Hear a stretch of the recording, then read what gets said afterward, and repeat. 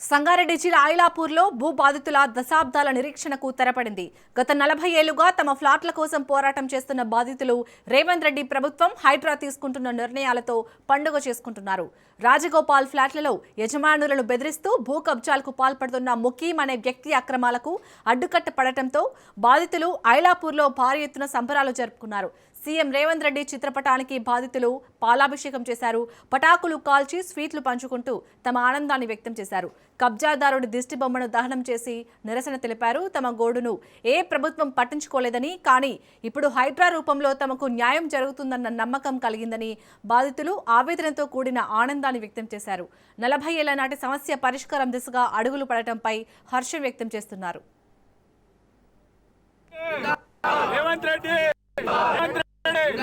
రేవంత్ రెడ్డి రేవంత్ రెడ్డి రేవంత్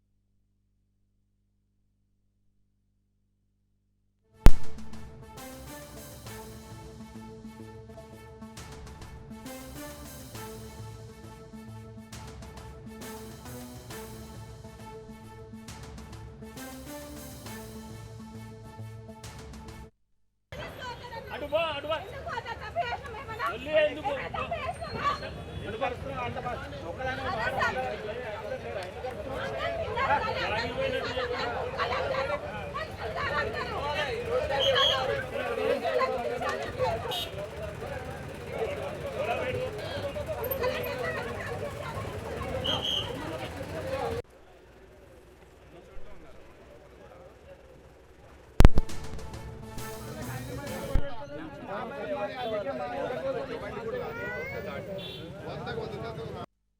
నలభై సంవత్సరాల తర్వాత ఇప్పుడు మాకు డిసైడ్ అయ్యింది.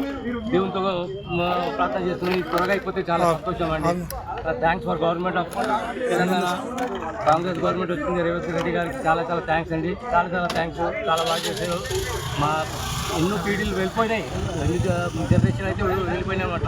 ఇంకా మిగతా వాళ్ళ పిల్లలకైనా దొరకాలి కదా, టైం మీద బాగుంటుంది. हम बहुत बहुत शुक्रिया अदा करते हैं रेवंत रेड्डी साहब का, कांग्रेस गवर्नमेंट का। अभी कम से कम हमारे हक पर फैसला करें, ये सबसे बड़ी बात है.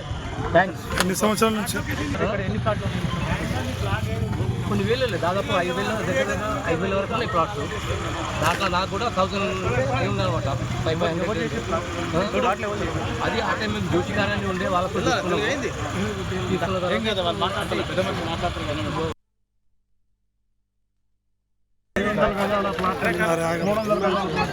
వంద గజాల కింద చేసేసి ముగ్గురు అమ్మేయడం. వాళ్ళు చిన్న బీదలు కిజనం 10 లక్షలు డబ్బులు ఇవ్వలేదు. వాళ్ళు బాధపడతారు అంతే కదా.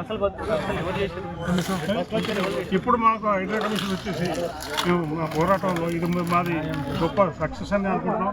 ఆ భగవంతుడి దయ వల్ల కోర్టు కేసు తీర్పు అయిన తర్వాత గవర్నమెంట్ కంటే మా ప్లాట్ మాకు కావాలని మీడియా ద్వారా కూడా